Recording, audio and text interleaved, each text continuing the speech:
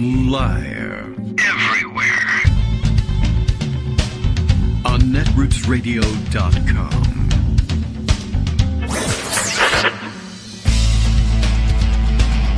David Waldman. Kagro. In the morning.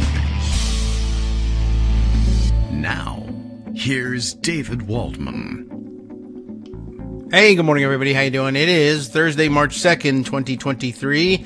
Time for another show, and I knew that, and that's why I had to screw around a little bit with the music leading into the show. I was a little bit late in getting back to the keyboard and put myself a few seconds behind, and whenever that happens, well, it's really no big deal for you.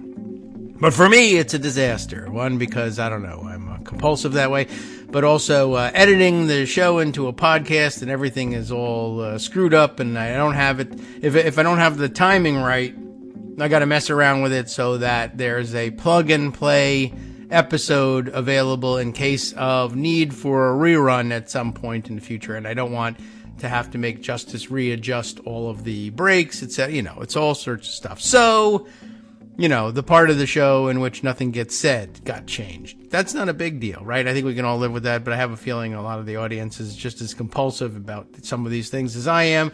So settle down. We're okay now.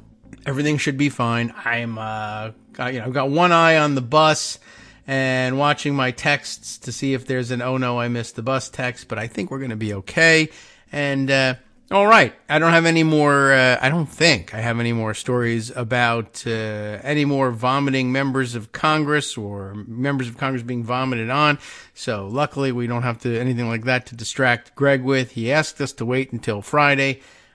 So hold it in, all of you members of Congress, and we'll just wait until tomorrow, and then you can just let loose, and we'll catch everybody up on all those things. That's not to say that there isn't George Santos news, of course. I imagine it's just going to happen every day. Nothing major, another stupid thing that he lied about, and we'll add it to the pile just so that we're all aware of the many things that he's lying about and the things about which he's been caught lying. And I'd hate to have you miss out on anything new and exciting. Speaking of things that are new and exciting, why not use the opportunity to say the contributions keep rolling in. We welcome John Dowse as a new sponsor via Patreon just yesterday, joining in. I was thinking yesterday, I didn't have anybody to announce yesterday, and I was thinking, I can go on and I'm going to say, hey, what's wrong with you lazy louts? There's no new sponsors joining via Patreon or making donations via PayPal, which is another thing we can do. There's even, if you want to make regular monthly donations, but you hate using anything but PayPal. I don't know, maybe from 1980, whatever, and that's the kind of person you are. And, all right, it's considerably later than the 80s, but you get the idea. You're comfortable with PayPal, but you want to do things monthly, but it's a big pain in the ass to remember to do it each month. There is actually, if you go to our morning posts over at dailycoast.com/blogs, right, /Daily Coast Radio, and you'll find our morning posts that say we're going live at 9, and we put it up in the daily summaries that Scott produces for us. And each day, up at the top, all the links to Patreon and the show itself and the archives and the various ways by which we currently accept payment. Although, by the way, if there's anything that you absolutely insist that we use, and thereby you would be motivated to send hundreds, thousands, millions of dollars in our direction, by all means, let us know, and we will say, or I already have that. What the hell? We'll use it. Or I understand Venmo. People use it, and whatever else. We use the Cash app from the people who do Square. All sorts of things are available, and you can, in fact, make a monthly subscription via PayPal. It's a little convoluted, but there's a link to it. I had to put up a little, I think I used a WordPress page somewhere, and I had to park their little gizmo for doing it, but it's doable, and people have done it, and it's fantastic, and we love it. And thank you to John Dowse for reminding us that something. Oh, yes, right, faith in humanity. That's what it was. Great, thanks. I appreciate it. Let's go, humans. Let's continue. Brandon's, all sorts of humans. Anybody who wants to go is welcome to go. Greg Dworkin is here. It's his turn to go. Good morning, Greg. How you doing? Good morning. Can you hear me now? I can. What else? Because I made Something some happened? adjustments to the computer, as I got it back out right. of the shop, and it was more or less functioning, which is to say it would boot up and start, but, then you have to go back and fix everything. Oh. And so I did some fixes reluctantly, but they needed to be done just before the show, so I want to make sure I could get into Skype and the sound is okay, and it is. So on and so forth. It's like so as you're far as right paying David, here and contributing, I'm a big fan of the brown paper bag in the hollow tree at the back of the lot, but I guess I'm dating myself. Oh, okay. Well, I don't know how you scale that up and monetize it on the internet, but it's really the best way. I'm a big fan of letting you know that it's a great listenership you have there. It'd be a shame if something were to happen to it. Nice set of ears you got. Yeah, exactly. Which I almost blew out by having the sound unadjusted. Yes. That's loud, I said to myself, and then didn't hear myself say it. Yeah, you might have said it out loud. I might have said it. Who knew? Okay. So there's a couple things I need to talk about, want to talk about. And tell me about your childhood. The weird thing is, I get some vague sense of comfort from the whole discussion about, the big picture, how Trump is doing relative to, let's say, 2016 or 2020, and how CPAC is doing relative to 2016 or 2020, because they're both doing worse, even though they're both not disappearing. Yes, they should arrest the whole bunch of them for not for what they do at CPAC, just their regular crimes. I'm not, suggesting anybody get hanged. I'm not suggesting anybody get arrested. Due process of law. But okay, it's just remarkable, and how many stories there are about what's going on. So let's dive into some of them. Okay, Moss Isley once again. I'm going to start with this one from Insider, which used to be called Business Insider. Yes, but now it's called Insider. I don't know if there's a corresponding Outsider. I don't know if they split. Socialist Insider is the other one, I think. Yeah, Socialist Outsider and Business Insider. But, that way they corner the market. And so their headline is, several big-name GOP lawmakers won't go to CPAC this year amid Chairman Matt Schlapp's sexual assault scandal. They don't want to get assaulted. They're talking about Marco Rubio, Josh Hawley. I think there's some other people that said Mike Pence is not going, Ron DeSantis is not going. We talked about that the other day. No benefit to DeSantis there. Right. But, the weird thing is, too handsome. Sometimes you read about these things like Matt Schlapp's sexual assault scandal.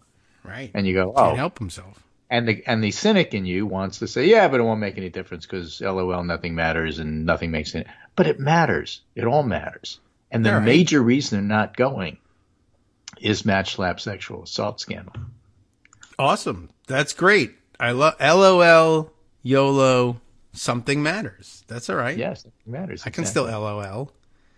Now, this is from Playbook. In fact, I'm motivated to now. Yeah. Political Playbook, How MAGA Took Over CPAC. And to give you an idea of, how all of this is playing, I guess I didn't see it, but both Jimmy Fallon and Kimmel were just savaging CPAC in their monologues. Oh. I saw the Jamie Fallon one, but the Kimmel said the CPAC stands for Clowns Periodically Assembling in Convention Centers. And that was basically the tenor of everything that they were talking about. Well, they're getting together. These clowns are doing this again. It's really crazy. I mean, nobody wants to go, but, there they are. All right. And, that's exactly right. So this is in Politico Playbook, a story about since Trump's first appearance in CPAC in 2011, the conference has become an early venue for him to court the base of the Republican Party. But to the Schlapps, Trump showing up and delivering sick burns about Obama was one thing. Leading the party was something else. They didn't want him. Then they got him. Then they absolutely adopted him, like so many others, because they were afraid of him. Yeah. Didn't she go to work for him directly? Yeah. At some point. So now the fate of the Schlapp-era CPAC and Donald Trump himself are tied together. That's what's so interesting because, Trump is eventually going to go down. And when he does, if you take CPAC with him, I'm okay with that. Sure. Right, that's why I find it vaguely comforting. The annual event, which began yesterday in National Harbor, has been abandoned by most top GOP elected official. Senate GOP leadership, nobody going. House GOP leadership, only your favorite, Elise Stefanik, is attending. Oh, yes. She's the GOP best. governors, only Idaho Governor Brad Little, which is interesting because some of those GOP governors, like Kristi Noem, want to be vice president, if not president. Yeah. They're not going. GOP presidential candidates declared and undeclared: Trump, Nikki Haley, Mike Pompeo, Vivek Ramaswamy. Is he a presidential candidate? I don't know. Who is that? I don't know. All right. Well, we should get used to it. Figure out who We he have is to first. ask the one on the Democratic side, Marion, whatever her name is. Right. Rifter Central. We have to check in and see what's going on there. So outside the MAGA bubble, the event has literally become a punchline. Kimmel and Fallon both mocked it in their monologues last night. It's basically Coachella for people who post on Facebook in all caps, said Fallon. Okay. After each speech, there's going to be a Q&A, and people can, But that's the tenor of it. You're looking at them and you're laughing at them. The jokes don't have to be tremendously funny. That's not the point. The point is they're being ridiculed. Well, all right. And congratulations to the rest of the world for catching on. That's kind of always been our take on CPAC generally. And right. And so the world Hunters is, of course, catching up with us, specialized in as it often does, often too late, but there it is. Yes. There are several GOP senators going: Cruz, Blackburn, John Kennedy, Tommy Tuberville, Bill Hagerty, Tommy Two-Tone. whoever that is, J.D. Vance, him I heard of, Yeah. Mike Braun, I forgot he Rick was a Scott, senator, though. the Rick Scott, not the Tim Scott, and Eric Schmidt. Eric Schmidt. Yeah. Oh, I forgot. I mean, you get these GOP. He's a senator, really? Yeah. Right. I know. Okay, look, I'm not. I mean, who am I to say? But, really? Right. Well, I had forgotten that J.D. Vance actually won. That took me a while. But attendance at the event is shaping up as a statement about whether you want Trump as a future party or not. Vance is doing an interesting thing. He's actually working with Democrats to see if something good can come out of the Ohio debacle. Oh, well. So we'll see about that. So the new politics of CPAC, the Republican establishment is down on CPAC, but that raises the stakes for Trump. DeSantis is skipping CPAC along with other potential 2024 candidates. And they're going with DeSantis. Pence, Scott, and DeSantis are going to a different place to address donors at a retreat hosted by Club for Growth. DPAC. It's the next. I don't know. Unpack. D-bag. Anyway, yes.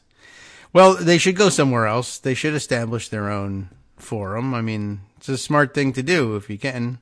Right. And by the way, because of to what's you. going on with Fox News, unnews, not news, lying news, Fox lying, whatever you want to call it, Hannity, Carlson, Ingram, they're not there.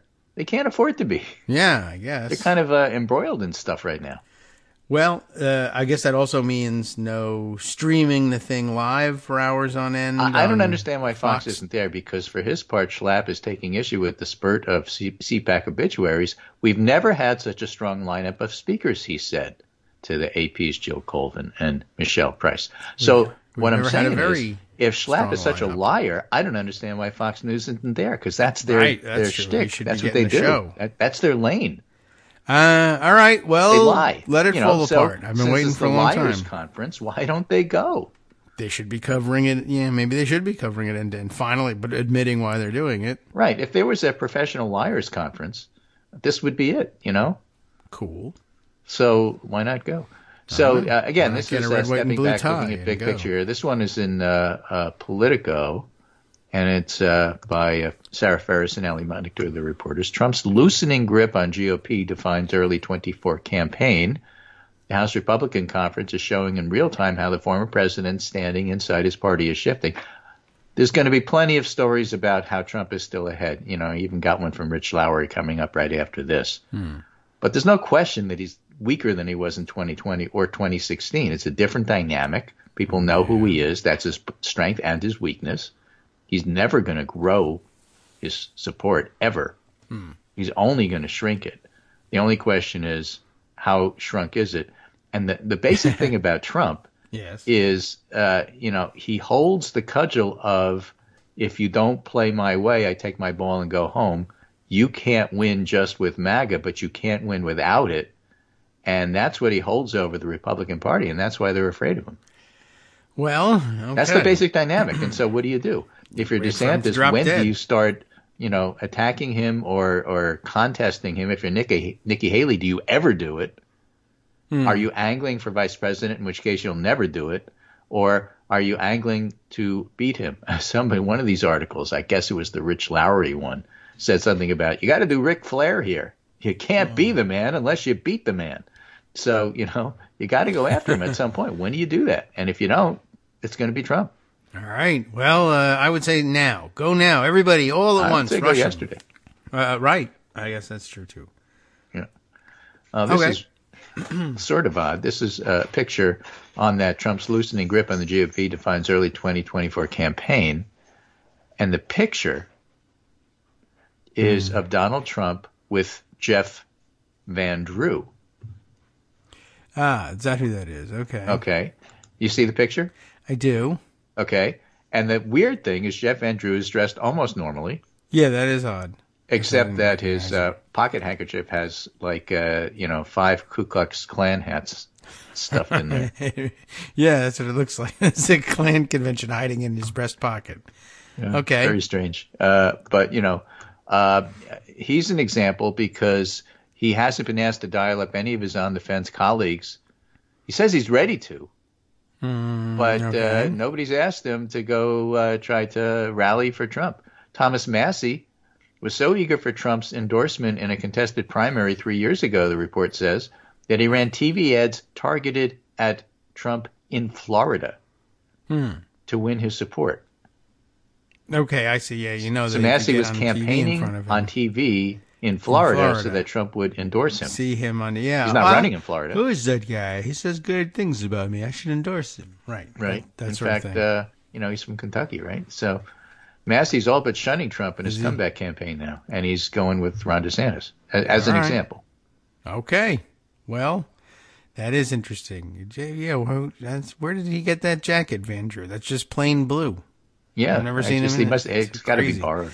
It's like when you go to a restaurant, you have a jacket, and they give you one from the back to wear. He shows up in his, and they're like, I'm old enough to remember when they did that. Yeah, I remember places like that, but they must have showed up in his jacket, and they said, there's no way that's going on stage with Trump.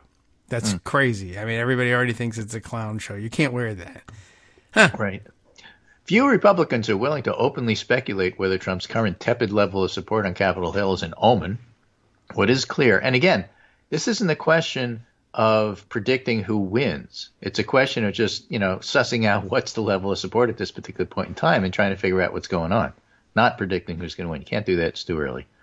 What's clear, though, the report says, is that crossing Trump is considered far less threatening.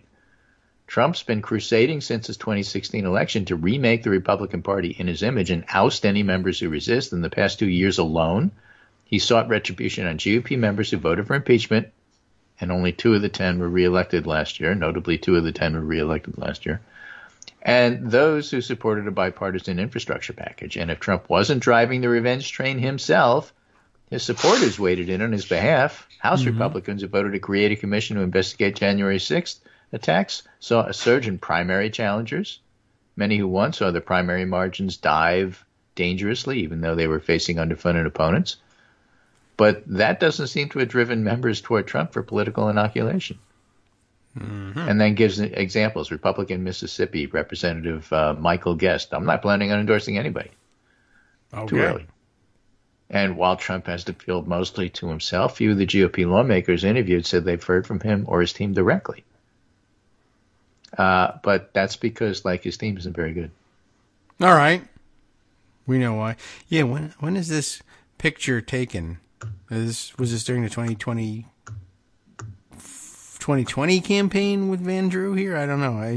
I noticed he's standing behind a podium with the seal of the President of the United States, and he's not the President of the United States. Well, you can't tell because, it could have been when he was president running for re-election. I think so, looking at the signs. At a campaign rally. And that's what this is. He listens as President Donald Trump speaks at a campaign rally. On the other hand, it's just Trump is known to steal that stuff and use it even though he's not supposed to. Well, that's why you can't totally tell. But it looks like the signs in the background, Van Drew for Congress and Trump Pence. There's a Trump Pence sign, so it has to be before the election because after the election, Trump doesn't acknowledge Pence exists. Yeah, except when he's calling for him to be murdered. Right. And then there's a Van Drew for Congress sign, which is sort of, blurry. But if there's a Van Drew for Congress, then, this has to be pre-November 2020. Yeah. So, sorry, someone's holding a blurry calendar in the background. No, I can see it. Not really. But okay. Just wondering. The funny thing is, see if he stole that thing. If you went to that rally, yeah, those people are actually blurry, like live. That's what I look like. Yeah, the signs are all sharp. It's not my eyes. It's them. They're blurry. Yeah. Well, they might be fake. They're not real people. I thought the whole thing was Photoshopped. There's light shining off of Van Drew's everything hair. About Trump is fake, so the entire rally's probably fake. So it looked like he had been Photoshopped in because he's got this light border around his whole body. Yeah, all the deep fake. So this next piece is the promised Rich Lowry piece, which happens to appear in Seeing Stars. Politico and not National Review, where he is editor-in-chief. Republicans can't wait for Trump to implode. He's weaker than he's been in years, but he still tops the 2024 field. So both of those things can be true at the same time, in other words. He's in the process of imploding, but at the moment he's imploding from the top of the field. That's right. Almost everything he's done lately should redound to his discredit, and yet he remains a relatively strong position. Then he could take a large hand in blowing the 2022 midterms, follow that up with a limp campaign announcement, immerse himself in bizarre and unnecessary controversies like with Kanye, attack an up-and-coming Republican governor in crude and sophomoric terms, and not just live to tell the tale, but stay at the head of the pack, may be the most astonishing testament to the power of his political brand yet, with all sorts of caveats. It's still very early in a late developing race. But all that said, unless Trump's support in surveys is a complete mirage, he continues to have a formidable grip on the GOP. There's been a lot of buzz about DeSantis, understandably. He's done all the right things to establish a national brand, win credibility with populists, cultivate big donors.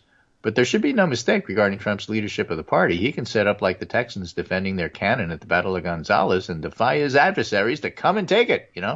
That's where he gets the Ric Flair style comment there.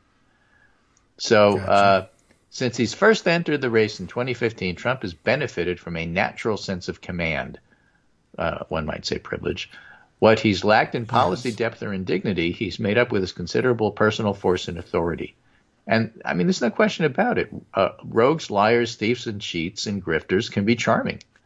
Mm-hmm. And especially if it's new, especially if you haven't seen it before. Then you go, oh, this is unique. Nobody else is doing this. By now it's kind of old, but it wasn't old in 2016.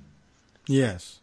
Well, he's old, but also he's getting older. So other national figures might outcharm the competition like Barack Obama or overwhelm them with resources like George W. Bush. Trump's MO is to bludgeon them with highly personal, belittling attacks in a way that's proven highly effective in the past and quite unpleasant to the targets. And that's because the people he's reaching like that. Yes. And because the people he's reaching like that, on the one hand, it's very difficult for them to turn to somebody else. Mm-hmm. And on the other hand, it's very difficult to see how Ron DeSantis, who is a complete lack of personality stick in the mud, can pull off the same stuff. Yeah. DeSantis will have to do it his own way. Mm-hmm. In other words, he'll have to bludgeon helpless students off the screen. He's not going to be able to, do it on screen and have you charmed. Yeah. He's hired Chris by his Rufo Gallagher approach to humans. Yeah.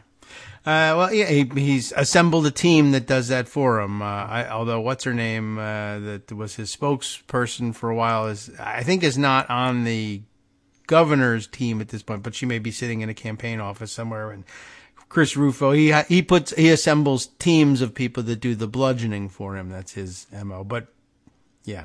And we'll see how it plays. When it's not Florida, maybe not so well. And again, we went over the fact that he's dropping in the polls. DeSantis is relative to Trump.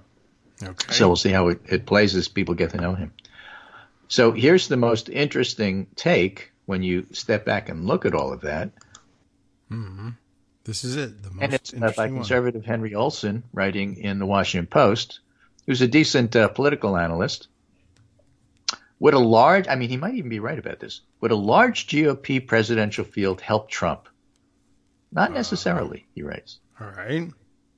The consensus among political elites holds a large divided GOP presidential field would help former President Trump, and that view is likely wrong. The common wisdom goes something like this. In 2016, Trump offered a vision that attracted a plurality of Republicans, but not a majority. The large number of major candidates kept a clear opponent from emerging. At one point, there were 17 people running. Too many candidates stayed in the race for too long. That's really the key right there. Allowing Trump to win a large majority of convention delegates with plurality victories. And by the time the field winnowed down to two serious contenders, Trump and Cruz, Trump's lead was essentially insurmountable. Not able to be surmounted. Okay, right. There's something to this view. Trump won all 50 of South Carolina's delegates with less than a third of the vote. And, if you're going to have these winner-take-all stuff, that's what happens. Right. He won similarly lopsided delegate advantages with mere plurality victories in Super Tuesday contests in Alabama, Georgia, and Tennessee, and the fact that Rubio and Kasich remained in the race in crucial primaries between Super Tuesday and March 15th gave Trump huge delegate hauls from Florida, Missouri, and Illinois, despite winning less than 50% of the vote. But the simplistic view overlooks that Trump really secured the nomination after the field was cut down.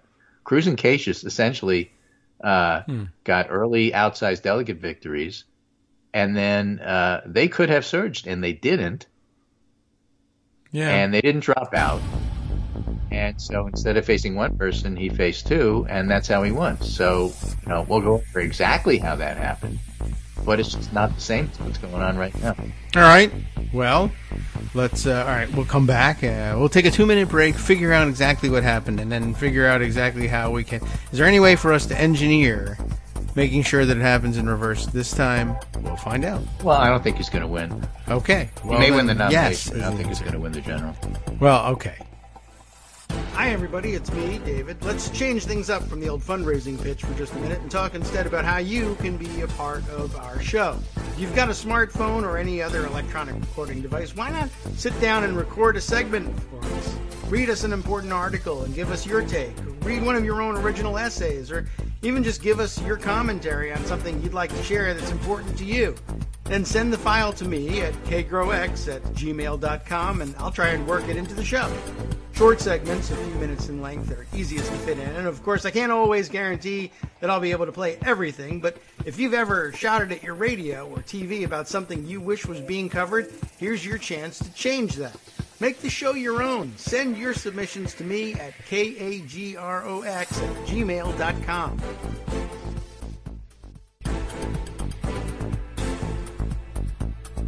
All right, welcome back now to the Kagro in the Morning Show here on Netroots Radio. I was just looking at the headline on that piece. How are we reading that? Is that Republicans can't wait for Trump to implode? They have to make him implode, or is it Republicans can't wait? They have to do it now. Okay, all right. Well, no, again, I thought I understood. It's not like they're dancing on one foot and then the other because I have to go now. It's no. You have to go now. I see. All right. Wait. So okay. So don't delay. You should make him implode. Do not delay. I thought, and I was sort of reading it like I can't wait for him to implode, like physically implode, so that he disappears from the earth. Like, okay, I can't wait. Finally, but all right, it could mean both things. But okay, the Democrats can't wait for Trump to implode. Republicans can't wait for Trump to implode. They have to do it themselves. Right. Got it. They'll have to implode him. Yes. I'll just happily watch him implode, and the sooner the better. I can't wait for it. I can't wait for that, but they can't wait to make it happen. Right. Okay. Well, I can't wait to make it happen either. Well, are you trying to say it's ambiguous? Well, actually, everybody agrees. I like it when you can do both sides stuff. Yeah, all right. Both sides agree. They can't wait. Those are the words that both sides want to use. Yeah. So Henry Olson says, it's easy in retrospect to see what happened in 2016. As I said in my book, the four faces of the Republican Party. They're not just two-faced, they're four-faced. When a voter's first choice drops out, she or he always looks for the second best choice. For most Republicans, Trump was closer to their views than either Cruz or Kasich. All right. Trump's 2016 strength was the polar opposite of what it is now. Today, he's the choice of the most committed conservatives, but those voters were Cruz's. Exit polls showed that Cruz won voters who called themselves very conservative in almost every state. He even carried them in Indiana, despite being clobbered statewide. Cruz lost because moderate Republicans, who were Trump's primary base, and the party's decisive swing vote, the somewhat conservatives, preferred Trump to the man who had risen to national prominence, that's Cruz, by tarnishing them as rhinos. So there were enough somewhat conservative Republicans, at least in those days, to be the group that decided who was going to be the nominee, and Cruz lost them because he was way too to the right. Now, Trump is the one that's already way to the right, and the moderates are looking for somebody else, and that's why they're trying to make it, it's not a good fit, and so that's one of the reasons why DeSantis has a problem. But they're trying to make DeSantis fit their dreams of what a candidate should be, and everybody does that. And that's why candidates who are truly successful, like Bill Clinton and Barack Obama, have a gift of, being able to be that which you want me to be. Okay. There's something about their personas and their sales pitch. You want to see me as a little bit more conservative than you would otherwise think a Democrat would be, says Bill Clinton, with his third way approach. Well, go right ahead. As long as you vote for me, I don't really care. It's not going to affect what I do. All right, fair enough. Right. And to a certain extent, Biden tries to do that too. Obama and Clinton happen to be incredibly gifted in that regard. Okay. And Trump's persona actually allowed a little bit for that too, at least the first time he ran. As the lovable rogue, you could okay, he's a jerk, but I love the idea that he's going to disrupt things. What does that mean? Well, it means something different to each one of the millions of voters who cast a vote. Yes. And then once we did make the mistake of saying, well, all right, he's won, so let's just actually make him president and allow that to go forward. Then they said, I voted for that. I see what that means. Oh. And so he didn't win. And he got a lot of votes, but he didn't win in 2020 because he was running against somebody else who more people voted for. Yes, they wanted the other stuff. I'm tired of disrupting the system. I would like that system back. Right. So Henry Elson goes on to say, 2016's experience poses two lessons for 2024. First, an early large field doesn't automatically help Trump. Too few delegates are at stake in the early races for him to build a lead. But it's crucial that candidates, and I guess there's not a lot of winner-take-alls in the beginning. It is crucial that candidates with no chance of winning drop out before Super Tuesday. That's why Klobuchar and Buttigieg abandoned their campaigns and endorsed Biden within hours of Biden's thumping South Carolina win in 2020. It's also essential that the non-Trump candidates who emerged from 2024's early contests are broadly acceptable to most Republican voters. In a way, Biden fit this sort of compromise candidate for Democrats in 2020, and Sanders didn't, even though Sanders started off ahead. Neither Cruz nor Kasich did the same for Republicans in 2016. So you got to make yourself, again, that what I was saying about the Clinton-Obama skill of, I'm something of a whiteboard. You write on me what you want to see, and, we'll make it fuzzy enough so that you can live with it. Right, like the faces of the people. And Cruz can't do that. Kasich couldn't do that. Yeah. Ron DeSantis can't do that. He's too freaking obnoxious. Yes. I guess that's true. I'm having a hard time imagining who would do that for Republicans. Youngkin could do it. At least he did it in his first campaign. Yeah, I think so, right? People just said, I don't know what that red vest means, but I'll make up something as we go along. It feels moderate-y. Yeah, right. Exactly. Moderate-ish. I'll go with it. I guess. Just enough. Yeah. Just enough so that he's not George Allen. I'm okay. Yeah, there probably are a few people, and I guess it has to do with, how long you've been on a national stage and whether you've defined yourself, or painted yourself into a corner. If they know you or if they don't know you. There's no way Ted Cruz can soften any of his edges. Right. Any more than Marjorie Taylor Greene can. It's done. It's baked. That's true. Right. So, yeah, the lesser knowns, the various Scotts that are running, Tim's, Rick's. Tim can do it. Rick can't. Yeah, Rick's a little more high profile. Nikki Haley, I suppose, has a shot at it because, she's known, but she's known for not anybody knowing what the hell she's about, I guess. Right, exactly. So, okay.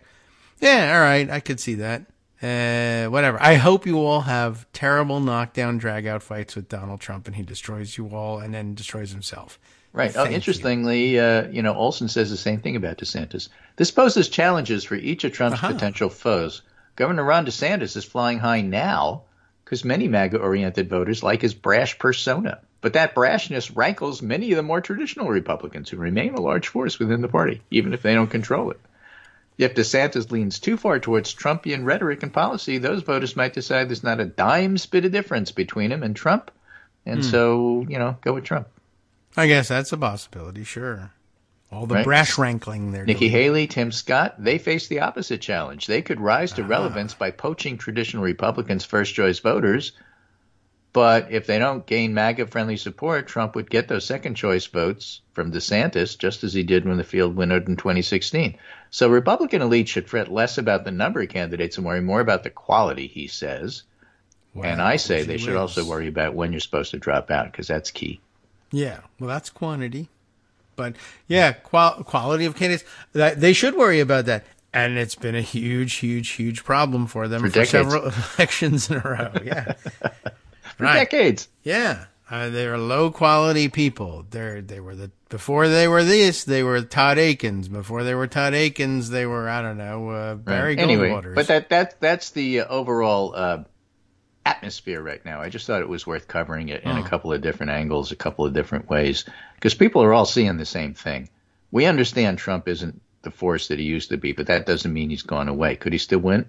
Absolutely. Why? Because the rest of the Republicans are just god-awful. But somebody has to win. Right. So it could be Trump, And so what does that mean? Well, it means he's going to be severely diminished when it comes to a general election. That's why I don't think he's going to be president again, even assuming he stays out of jail. And that dynamic, of course, can change everything. Yeah. All right. Well, that's nothing else we can do but watch and wait again. Meanwhile, or put the driving force of what people think is in trouble, and the Fox News story continues to be a story. This one is Philip Bump from yesterday. The trust Fox News seeks from its viewers isn't about truth. Of all the astonishing but not surprising quotes from Fox News stars and executives made public in recent legal filings, it's one from Fox Senior Vice President Raj Shah that best captures the network's central flaw. Raj Shah. Okay. I don't think I know him.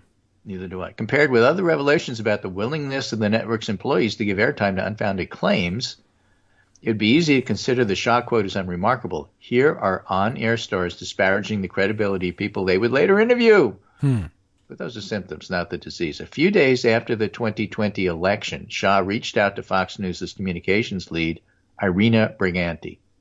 Polling from the firm YouGov showed Fox News was viewed increasingly negatively by its viewers. He had a recommendation. Bold, clear, decisive action is needed for us to begin to regain the trust we're losing with our core audience. Why was Fox News losing its audience trust? Certainly not because it was focused on misleading him about the election. The network called the state of Arizona far too early, but got lucky when the call paid off. In Bump's view, and he's had written articles about this, they shouldn't have called it. They were right, but they were wrong. And people say they knew what they were doing. So you don't. You write columns. They actually do this for a living. That is an ongoing discussion, which really doesn't matter at this point. What's done is done. It followed other networks in declaring Biden the president-elect on November 7th. It wasn't the first to say Biden won. They were the first to say Biden won Arizona. Yes. But they weren't the first to say Biden won the presidency, which they were very relieved at, because then they said, okay, maybe they won't be as mad. It did not immediately engage in the sort of dishonest speculation about fraud or rigging that further right-wing networks like One American News and Newsmax immediately did. And that was the problem. Fox News earns the trust of its audience not by conveying the truth, but by bolstering the right's agreed-upon falsehoods, which is to say lies. Within the universe that's conservative media, there's a truth about the election that quickly became consensus. It was stolen, and Trump won. The Democrats and Biden are crooks. It's this truth from which Fox was deviating, a bunch of deviants at Fox, and thus eroding the trust its viewers had given it. It wasn't just Shah, a veteran of Trump's White House communications team, a reminder of how migration works within the right-wing universe, who framed the problem this way, according to Dominion's filings in the suit. A few days before, Fox News chief executive Suzanne Scott, the person everybody thinks that Murdoch will throw under the bus, discussed the network's eroding support with Fox chief executive Rupert Murdoch, because Murdoch never throws himself under the bus. Right. That's how it works when you own the place. She talked about the need to, quote, keep the audience who loves and trusts us, unquote, according to the filing, and to make sure they know we aren't abandoning them and are still champions for them. Mm-hmm. And in a text message to Fox executive chairman Lachlan Murdoch, Scott made a similar point. Viewers going through the 5 stages of grief, she wrote, it's a question of trust. The Arizona call was damaging, but we'll highlight our stars and plant flags, letting the viewers know we hear them and we respect them. Fox News host Tucker Carlson worried that executives like Scott didn't get the problem. In a message to his producer obtained by Dominion, he worried the executives might not, quote, understand how much credibility and trust we've lost with our audience, end quote. But again, he writes, the thing that eroded that trust was that the network failed to embrace the right-wing consensus about the suspiciousness of the election results. Other outlets like Newsmax were telling their shared audience what they wanted to hear and bolstering their credentials accordingly. Fox News was hewing more closely to reality, thereby weakening its credentials. And it's right there in Scott's text. The network needed to let viewers know they were heard and respected, meaning their false beliefs were respected, not contravened. We saw something similar a few months later when Fox News declined to air the live primetime hearings held by the House Select Committee investigating the Capitol riot. Host Laura Ingraham scoffed at the idea the network should carry it. We actually do something called, cater to our audience, she said, which is, of course, correct. And her audience was storming the Capitol that night. Yeah, and not watching. So why were they? They should have had low ratings that night. But okay, maybe that's the problem. You got to keep your audience in front of the televisions. So from a business perspective, this approach had worked well for Fox News. In March of last year, YouGov conducted polling for The Economist in which it measured the level of trust Americans had in news outlets, and the channel that Americans overall trusted the most was PBS. I find them too, both sides agree, but, I don't dispute that people would think that. The network trusted the most by Republicans, of course, was Fox News by a wide margin, but nipping at their heels were Newsmax and One America. Right. Notice how Republicans view news presenters relative to Americans overall. It isn't just that they're more likely to trust Fox, it's that they trust explicit opinion hosts like Carlson and Ingraham more than Fox News' non-opinion anchors like Bret Baier. Republicans put the most trust at that point in Carlson, someone who's repeatedly offered misinformation and who even attorneys for Fox have attested should not be considered a source of accurate information. But he's trusted because he reflects and amplifies the alternate reality universe. He drives it.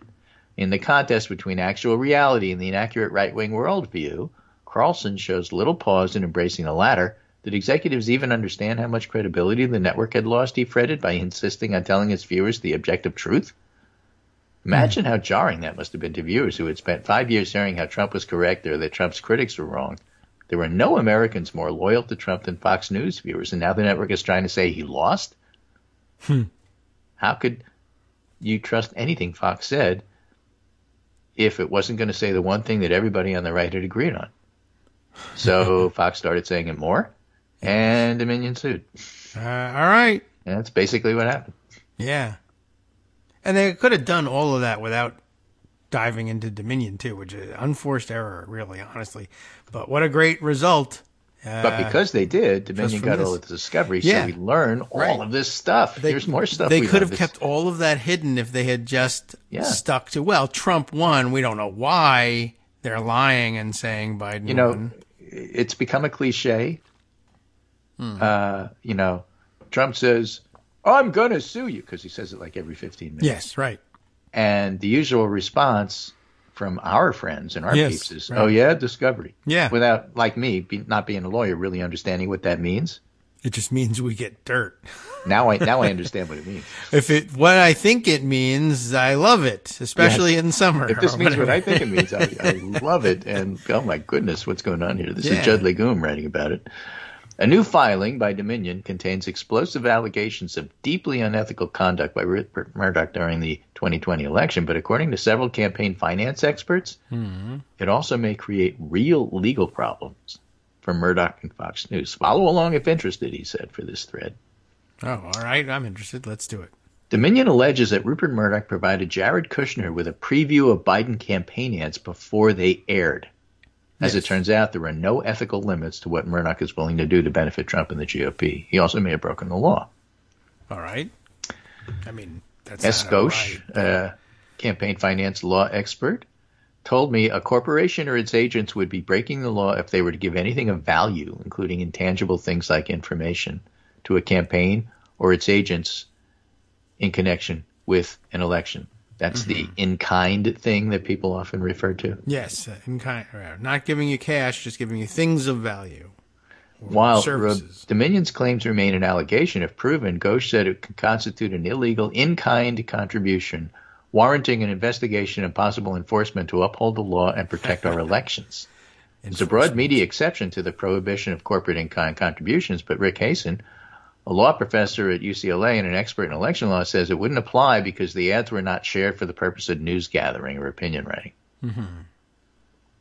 If Murdoch shared a Biden campaign ad with Trump campaign before it ran, then Murdoch or Fox very likely would have made an illegal corporate contribution to the Trump campaign, said Brendan Fisher, another campaign finance expert. And there's recent precedents for this. In June 2021, the FEC fined AMI, the parent company of the National Enquirer, $187,000 for making an illegal in-kind contribution to the Trump campaign. Of course, that's chump change for Fox. The fine was the result of the AMI paying $150,000 for the exclusive rights to the story of former Playboy model Karen McDougal. Oh, that one. Yes, right. Not the What other is that? one. Cash and kill or whatever they call it. Capture and Kill, whatever. or, Buy the rights to the story, then never publish Right. it. Nobody else can because you have exclusive rights. Right. Got it. AMI admitted the purpose of the expenditure was to kill the story and help Trump. AMI and its officers also face potential criminal liability, but signed a non-prosecution agreement in exchange for their cooperation. That investigation led to a guilty plea by Michael Cohen, Trump's former attorney, for his role. Cohen was sentenced. It's always difficult to remember exactly what Michael Cohen was sentenced for, but it was that. Okay. Cohen was sentenced to 3 years in federal prison for campaign finance violations and other crimes. The Manhattan DA recently impaneled a grand jury to hear evidence implicating Trump. And so that would be quite interesting. Yes. Because that's another thing. Everybody's concentrating on the fact that they lied about the election. But, it may even be worse that, but not nearly as glamorous, that they were trying to help him win by cheating. Yeah, well, I mean, it is worse. And, I've been surprised by it sort of taking a secondary role, this idea of giving him the campaign, giving Jared Kushner early access to the ads. Like, that's strategy that's supposed to be, held closely, and just telling the other guys not only, I'll let you see the spots. This is how many they bought. This is when they're running them, so that you can counter with your own strategy and ad buying.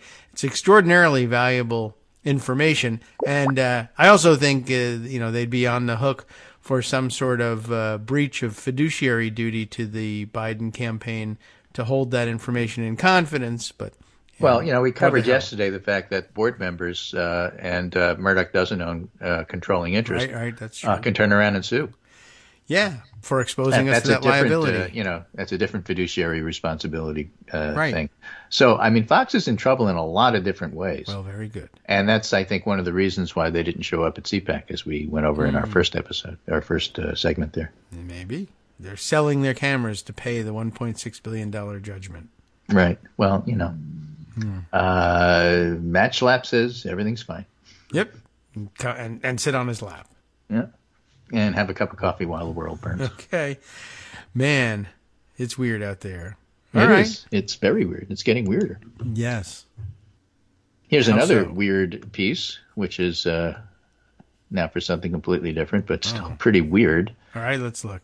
Washington Post. Showdown before the raid. FBI agents and prosecutors argued over Trump. Yes, I put this away. Good. Let's talk.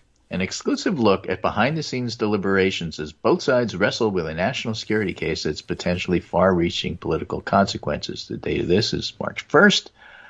And basically, when it was time to go get documents at Mar-a-Lago, the FBI didn't want to go. Yeah, I saw this described by some outlets, and in fact, let's see, it was Raw Story, I think is what I'm thinking of. They were their angle on it was that there were FBI agents who said they didn't want to go. They didn't want to do the raid. They didn't want to execute this raid because they were afraid that Trump would attack them personally and I guess endanger them or their careers or their families or both.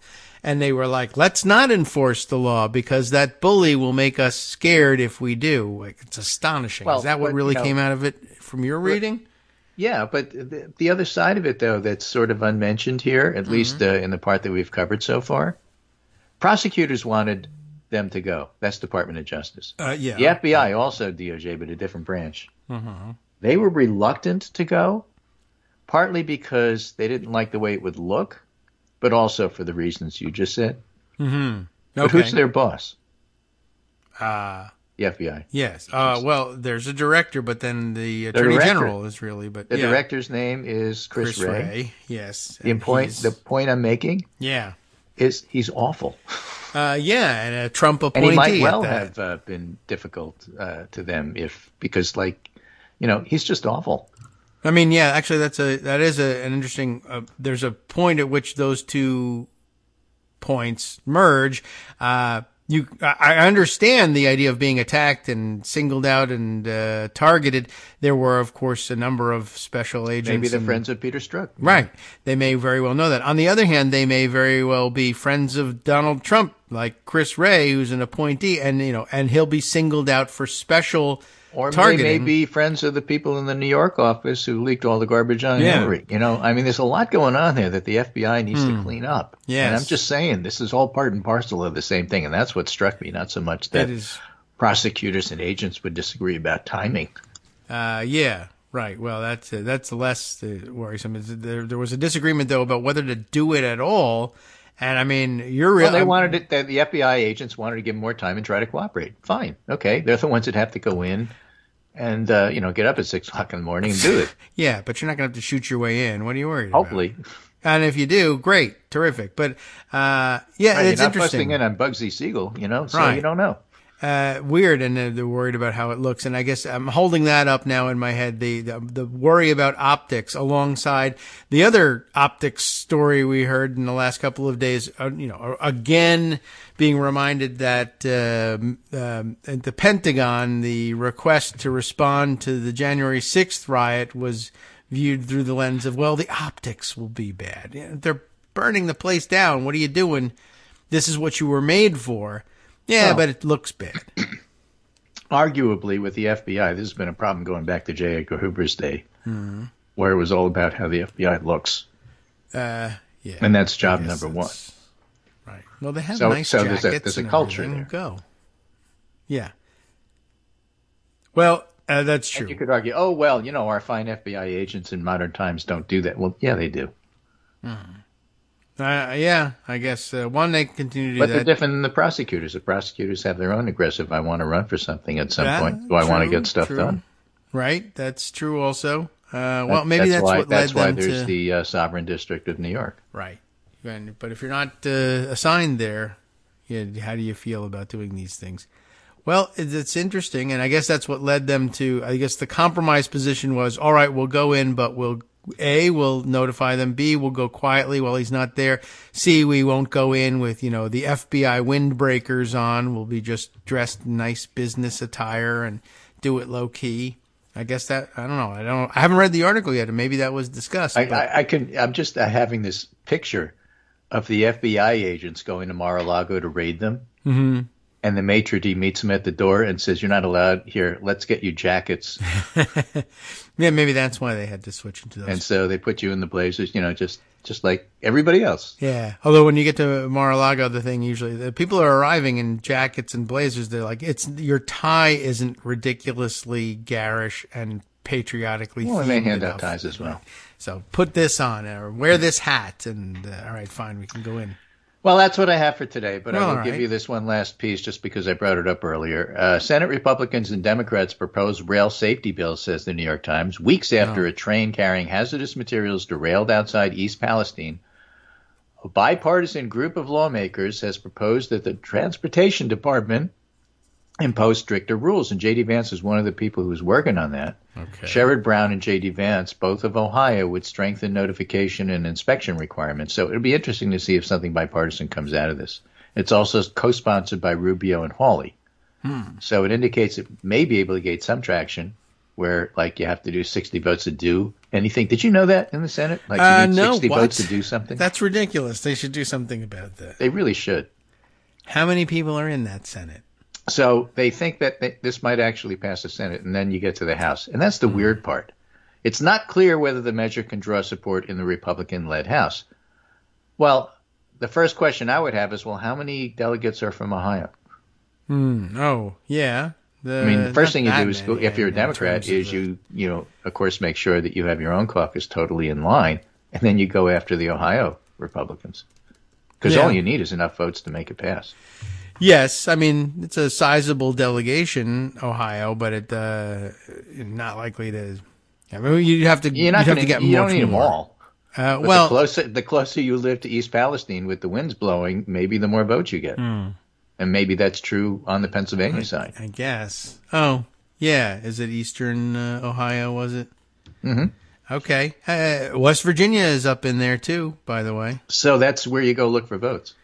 Okay. And otherwise, you'd have to have Kevin McCarthy with the skills to make sure that doesn't happen. And I'm saying I'm not sure that this doesn't pass. Yeah, okay. Because if you're depending upon Kevin McCarthy's skills to keep the caucus together, or the conference together, whatever you want to call them, I don't know. I was told you could call them either one. So, yeah, all right, well, maybe. Ohio, I don't know. I forget offhand, like, 14, 16 districts, I would guess. All right.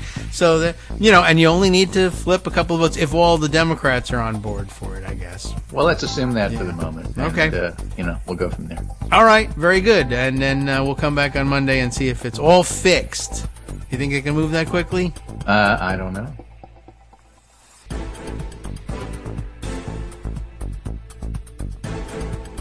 All right, welcome back now to the Kagro in the Morning Show here on Netroots Radio as I'm glancing at an Ohio map. Well, a map of the whole place, looking for East Palestine. And there it is, far eastern Ohio, just, as he was mentioning, just across the border from Pennsylvania. And, a little bit north of the very northern tip of the northern panhandle of West Virginia, but not that far.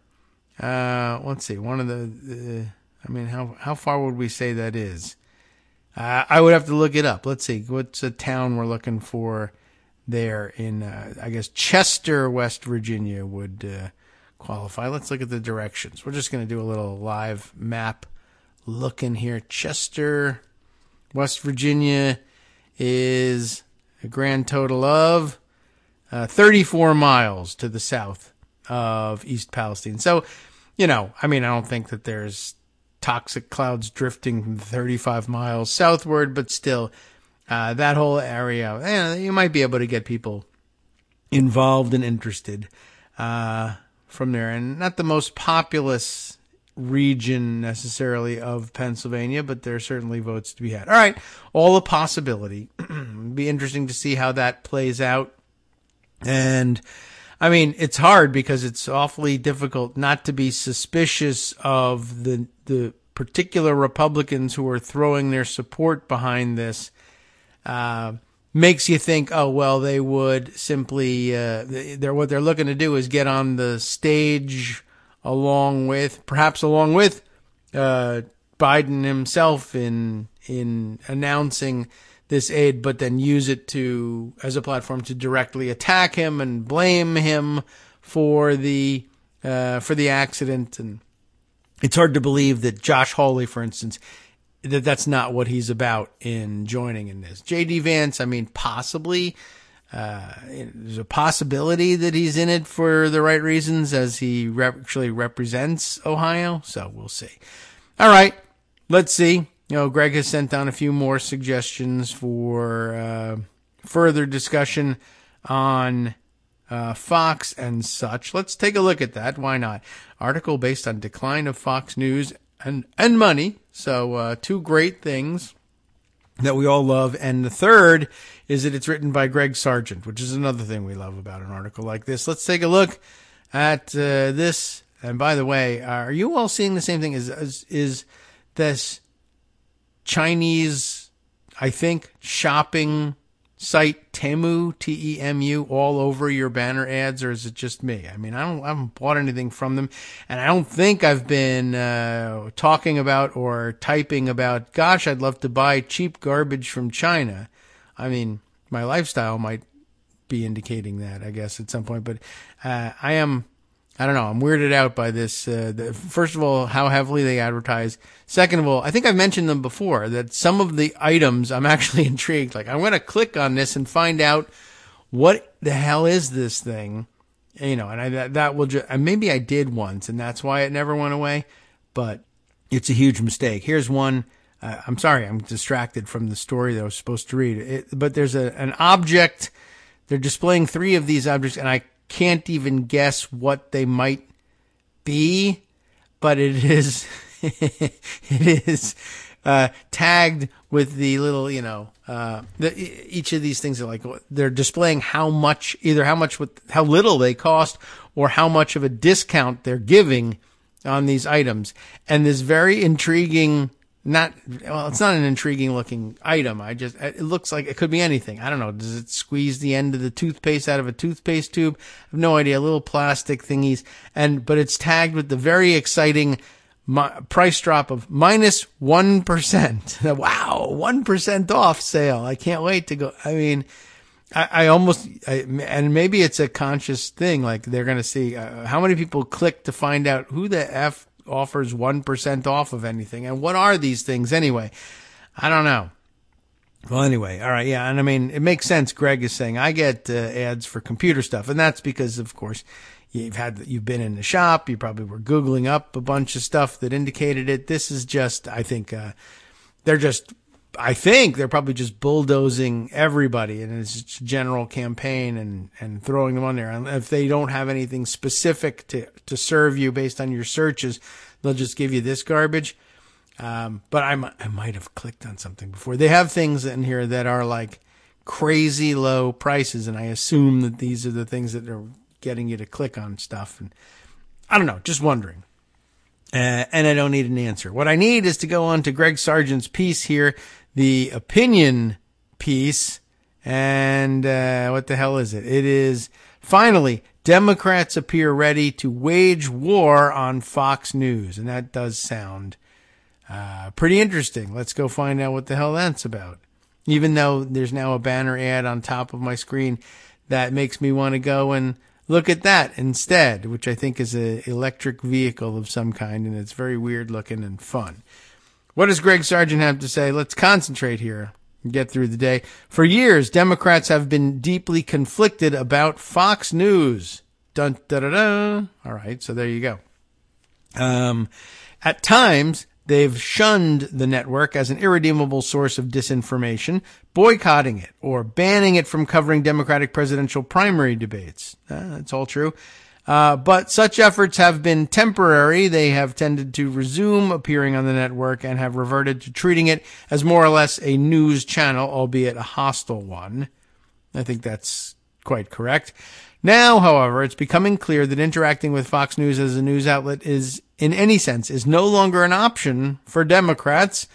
In light of the news that network personalities knowingly deceived viewers about the 2020 election for cynical pecuniary purposes, Democrats plainly have to take on Fox News in a new way, and some of them know it.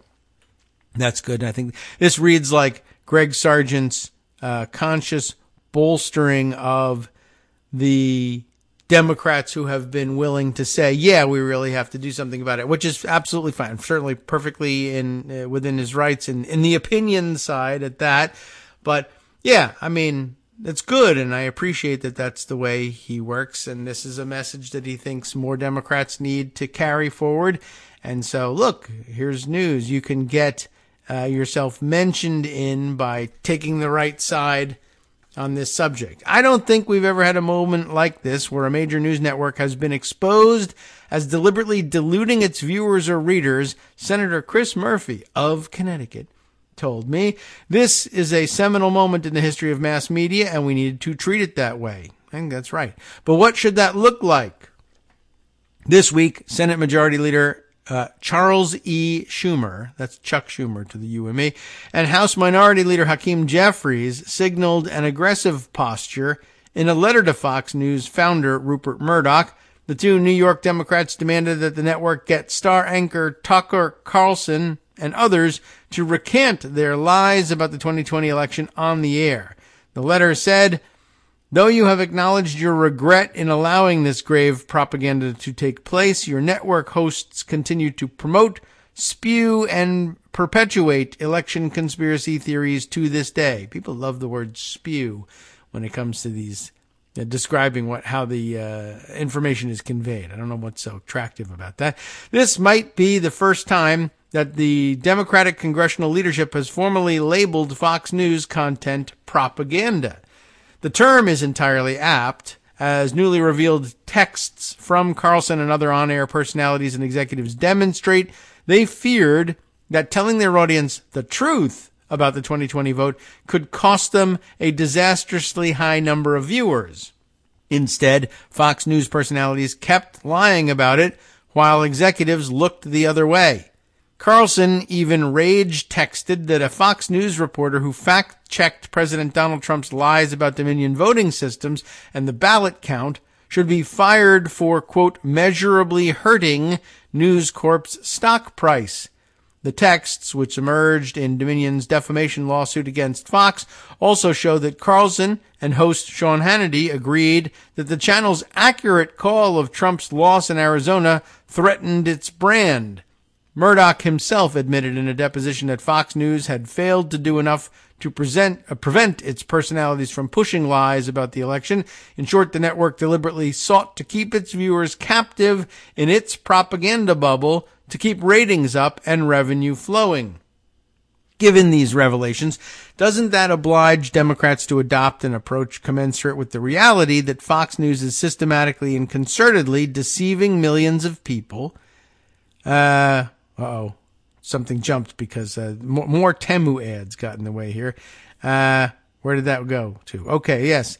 Doesn't that oblige Democrats to adopt an approach commensurate with the reality that Fox News is systematically and concertedly deceiving millions of people about the most fundamental workings of our government institutions or governing institutions? This might start with forcefully conveying to the public what's been revealed about Fox News' post-election conduct. I think that's probably right. We need to be in the business of communicating the gravity of what happened, Murphy told me. He noted that Democrats must be very clear about how manipulative Fox executives and hosts are, and that they rely on deliberate lying as a means to get ratings and to keep viewers hooked in. Should Democrats again refrain from appearing on Fox News? They have long been conflicted about this, with some arguing that Democrats shouldn't forego the opportunity to reach right-leaning voters wherever possible. But in light of the new revelations, there might be a better way to think about it. Dan Pfeiffer, who was senior communications advisor to President Barack Obama, says Democrats should remember that their appearance on Fox News will never reach many conservative voters in unadulterated form. A Democrat's quotes will inevitably be diced into incriminating bites and fed to a larger conservative audience via high-rated opinion shows and right-wing social media. That's a good point. However, Pfeiffer says, because a Democrat's appearance on Fox News will intrinsically generate media interest, party members should appear if they want to, but with eyes wide open, expressly to create viral moments that will reach the Democratic base and independent voters. Go on looking for a fight, Pfeiffer advises. The press will cover what you say on Fox. As a result, he says this will facilitate reaching people outside the Fox audience. That is to say, reaching people, again, outside of the Fox audience. Similarly, that's a good point. Right before I even get onto the other similar point, you can go on Fox News, but go on spoiling for a fight. Fox News viewers will still get the edited, adulterated version of what you say. But then there's no reaching them. You don't go on Fox News, in other words, to reach Fox viewers. Go on Fox News to create a viral moment that other viewers of other networks, will watch on YouTube or elsewhere about what a good fighter you are. That's an interesting approach. Simon Rosenberg, similarly, has said, that fellow Democrats ought to confront Fox News' myth-making by getting loud themselves to displace right-wing agitprop with Democrats' own media-conscious messaging and theater. Such ideas seem more in tune with the realities of today's media ecosystem than other tactics Democrats have toyed with. For instance, it has been suggested that Democrats consider such steps as trying to get Fox News expelled from the White House press corps. Ultimately, that seems trivial and small. Democrats should proceed from an enlarged understanding of the network's role as a kind of Death Star in the broader universe of right-wing and GOP information warfare. As Brian Beutler notes, when House GOP leaders granted Carlson exclusive access to Capitol riot surveillance footage, this constituted a clear declaration that the party fully endorses Fox News' efforts to swamp our politics with propaganda and sees the outlet's interests as synonymous with its own. The real lesson from the revelations is that this Fox GOP synchronization will remain fundamental to Republican and right-wing politics for the foreseeable future. Like it or not, Democrats are in an information war. As they work through their response, specific tactics seem less important than internalizing this baseline realization and allowing it to shape everything they do. I think that's actually well taken. I mean, not that I'm so surprised by a point well taken from Greg Sargent, but I don't know. I'm just saying that's pretty good. Well worth our time. Thanks to Greg Dworkin for pointing us to it. We should have known ahead of time that we should be heading over to Greg Sargent's column to see what he has to say. There's, they promote other Washington Post content in the middle of all this thing. Did we read this one yet? I don't know. This is Eric Wemple. Okay, yes, I recall now. This is, I think, something that other articles that we've read have also referred back to. Eric Wemple's opinion piece. Fox News is worse than you thought. But it's not a new piece. It goes all the way back to February 17th. So I think it largely will be covering the stuff the then emerging news that the Fox opinion hosts were texting among themselves about how they knew the claims to be incorrect and that the proponents of the claims were themselves crazy. These are people they viewed as imbeciles, idiots, and just lunatics, and yet, they dedicated that much airtime to them. Okay, so I think we probably covered the vast majority of what is in there already. Maybe now is a good time then we'll turn back and read through in its entirety. How long is the article? The piece in the Washington Post that Greg brought to our attention previously about the FBI's hesitancy in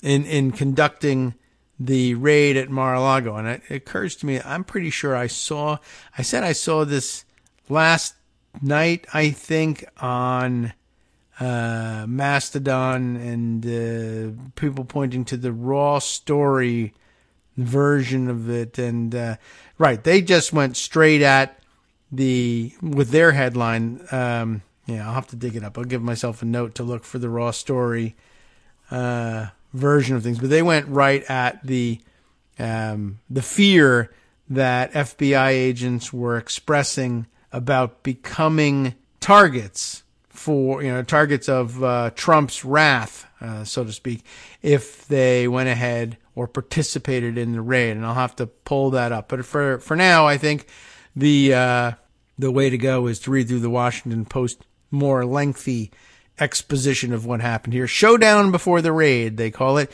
FBI agents and prosecutors argued over Trump. This is billed as, at that point, an exclusive. The subheader, in fact, saying it again. An exclusive look at behind-the-scenes deliberations as both sides, wink, wink, wrestled with a national security case that has potentially far-reaching political consequences. You think? I think so, yeah. Carol Leonig, Devlin Barrett, Perry Stein, Aaron Davis, all on this byline. Let's get right to it. Months of disputes between Justice Department prosecutors and FBI agents over how to best how best to try to recover classified documents from Donald Trump's Mar-a-Lago club and residence led to a tense showdown near the end of July last year, according to 4 people familiar with the discussions. Who are these people? Prosecutors argued the new evidence suggested Trump was knowingly concealing secret documents at his Palm Beach, Florida home and urged the FBI to conduct a surprise raid at the property. But 2 senior FBI officials who would be in charge of leading the search resisted the plan as too combative and proposed instead to seek Trump's permission to search his property, according to the 4 people who spoke on the condition of anonymity to describe sensitive investigations. Prosecutors ultimately prevailed in that dispute, one of several previously unreported clashes, and a tense tug-of-war between 2 arms of the Justice Department over how aggressively to pursue a criminal investigation of a former president. That's interesting that they describe it as prosecutors ultimately prevailing, given that the raid was conducted with advance notice and very low-key. That sounds like maybe the FBI won and ultimately prevailed in that dispute. But either that's the case, or perhaps we'll learn later on in the article that the FBI simply was just against the idea of conducting a search at all or showing up on the property at all.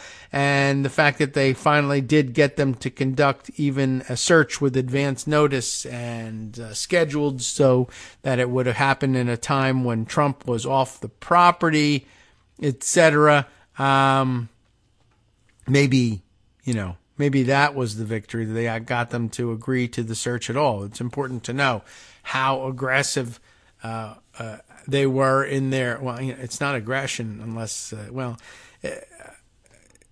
it's funny that they use the term aggression when they're talking about the willingness to go in and search Mar-a-Lago, but they were being extremely aggressive in protecting Trump. There's aggression in that direction too. So where were we here? Prosecutors argued that new evidence suggested that Trump was knowingly concealing all of this stuff. Oh, yes, we did do that one. Prosecutors ultimately prevailed.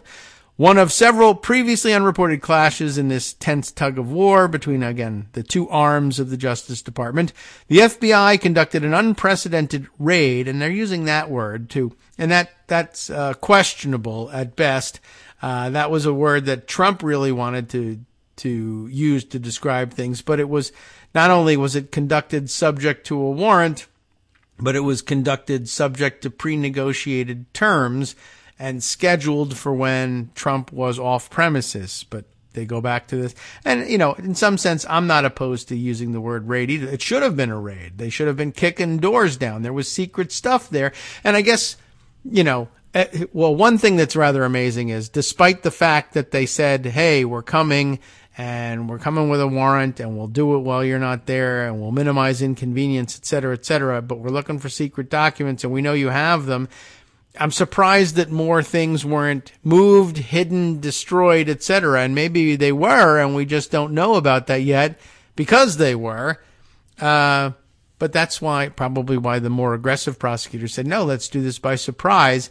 I don't put it past Trump to move, hide, or otherwise disguise the fact that he has even more sensitive documents.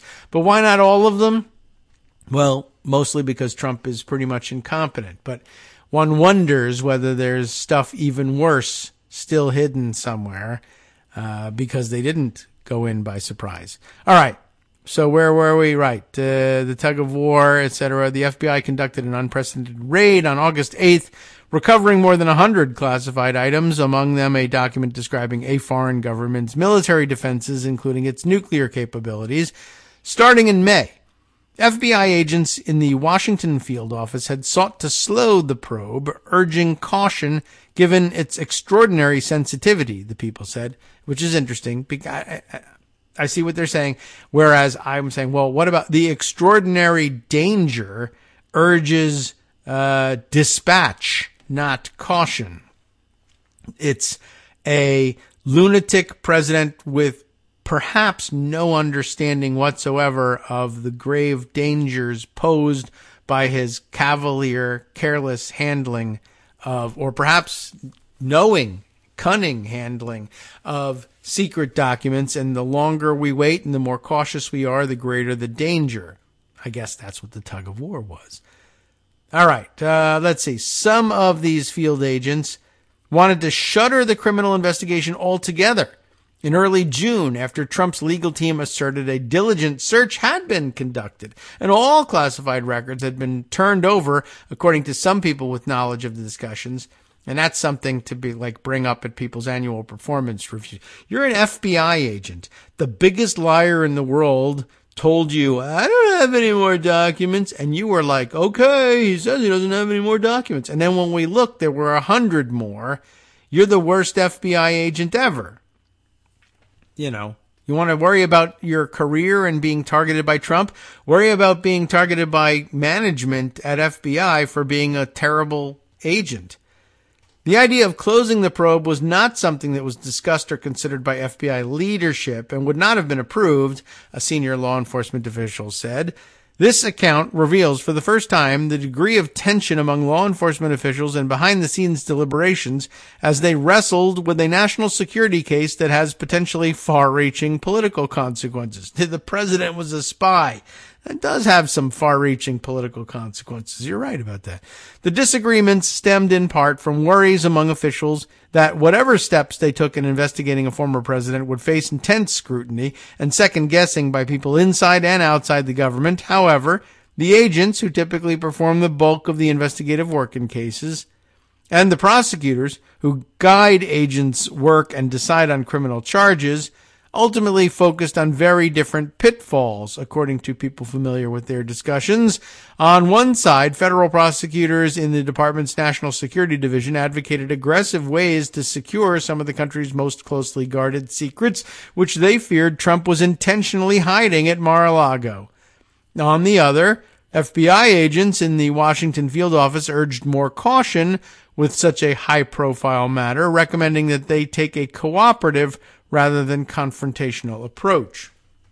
Both sides were mindful of the intense scrutiny the case was drawing and felt they had to be above reproach while investigating a former president, then expected to run for re-election. And we expect that now as well. While trying to follow the Justice Department playbook for classified records probes, investigators on both sides braced for Trump to follow his own playbook of publicly attacking the integrity of their investigation, according to people with knowledge of the discussions.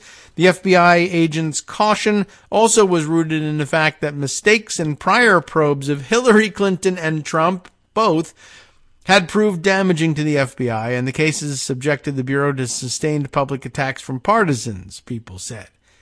Prosecutors countered that the FBI, failing to treat Trump as it had other government employees who were not truthful about classified records, could threaten the nation's security. And by the way, it could also be just as damaging to the FBI's public image as anything else.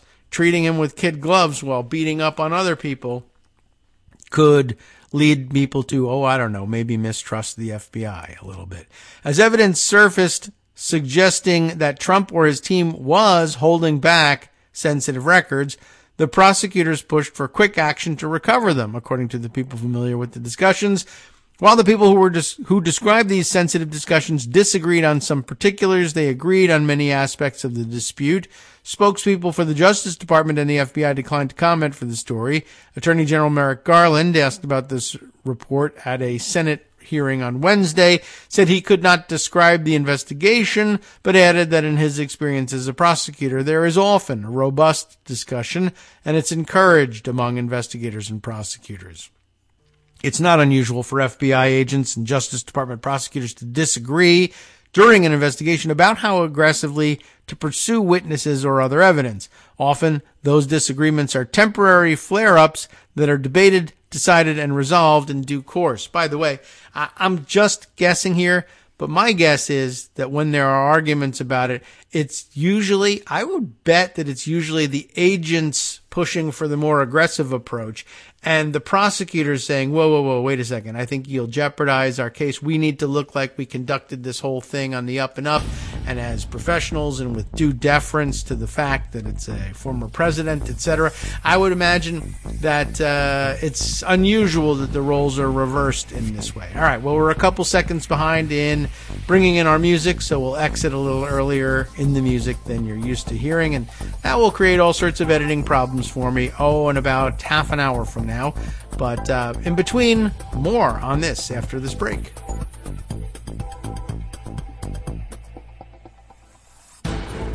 Hi, everybody. It's me, David Waldman. Yes, the same guy who interrupts you all the time. Interrupting you one more time just to tell you again, another reminder that your contributions are what keep this show on the air, and Patreon.com, Patreon.com, is still among the easiest ways to make the sustaining subscription donations that keep us afloat. Are you ready for the pep talk about how our Patreon campaign is still going strong and growing? Well, too bad.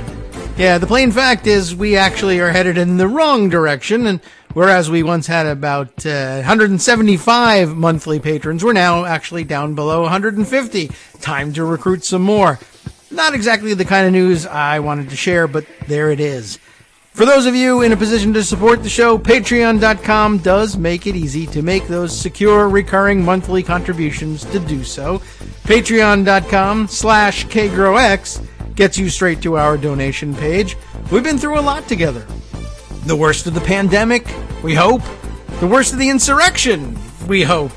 So go ahead and treat yourself. You don't need an excuse. Give yourself the gift of a little something you enjoy in life. Support the show. And of course, if you happen to prefer using PayPal or even the Square Cash app, we're up and running on those options too. So thanks again, everyone, for all your support. We couldn't, or at least shouldn't, do it without you. Hope you'll be on board soon too. Thanks for all your support. All right, welcome back now to the Kagro in the Morning Show here on Netroots Radio. We came back a little early in the music too, I think, but I was a little bit delayed. All right, well, I'm looking around for the raw story version of this article, or their take on it anyway, and it's not immediately obvious. I think maybe it was other people, sending it around. I don't know if, but raw story, this seems like something they would have promoted too. So maybe I just need to look further back in their feed. All right, let's continue on. There's a lot here. It could easily consume the last half hour here, but I think it's kind of an important story here. We left off about having noted that these disagreements are frequent features of most investigations, probably. But I was speculating that the aggressors are probably more often the agents who have been pursuing this case and who, of course, aren't responsible necessarily directly for being the ones to have to prove the case in court. But in the course of their investigation, they come to the conclusion, hey, these are people that actually absolutely have to be brought down. We know, and they, of course, are the ones seeing things that are evidence of their target's guilt, but may never clear the bar in court in terms of admission of that evidence into the record, et cetera, et cetera. And so sometimes the prosecutors are the less aggressive in all of this, but here things seem to be reversed. While the FBI tends to have great discretion in the day-to-day conduct of investigations, it is up to prosecutors to decide whether to file criminal charges, and like the prosecutors, the director of the FBI ultimately reports to the Attorney General. The Mar-a-Lago case was unusual not just for its focus on a former president, but in the way it was closely monitored at every step by senior Justice Department officials. Garland said he personally approved the search of Trump's property. It's unclear how the investigation may have been reshaped if the two sides had settled their disputes differently. Had the criminal investigation been closed in June, as some FBI field agents discussed, legal experts said it's unlikely agents would have yet recovered the items found in the FBI's raid of Trump's residence. So it's hard to argue with that, I would think. Some inside the probe argued the infighting delayed the search by months, ultimately reducing the time prosecutors had to reach a decision on possible charges. Others contend the discussions were necessary to ensure the investigation proceeded on the surest footing, enabling officials to gather more evidence before they executed the search, people familiar with the dynamics said. In November, before prosecutors had finished their work and decided whether to charge Trump or anyone else, he announced his campaign to retake the White House in 2024, leading Garland to appoint a special counsel, Jack Smith, to complete the investigation. Next up, a collision course. From the moment the FBI and Justice Department received a formal referral on February 7th from the National Archives and Records Administration to investigate missing classified records that could be in Trump's possession, FBI investigators and federal prosecutors knew they were taking on a highly charged and sensitive case. Archives officials reported that after they pleaded with Trump's representatives for months, the former president had, in January, returned 15 boxes of government records he had stored at Mar-a-Lago since his presidency ended. Sifting through the box's contents, archivists were shocked by what they found. 184 classified documents consisting of 700 pages. Archives officials said they had reason to believe Trump still had more sensitive or classified documents that he took from the White House. Prosecutors in the Justice Department's National Security Division needed to answer two immediate questions. Was national security damaged by classified records being kept at Trump's Florida club? And were any more sensitive records still in Trump's possession? Prosecutors and FBI agents were set on a collision course in April when Trump, through his lawyers, tried to block the FBI from reviewing the classified records that the archives found.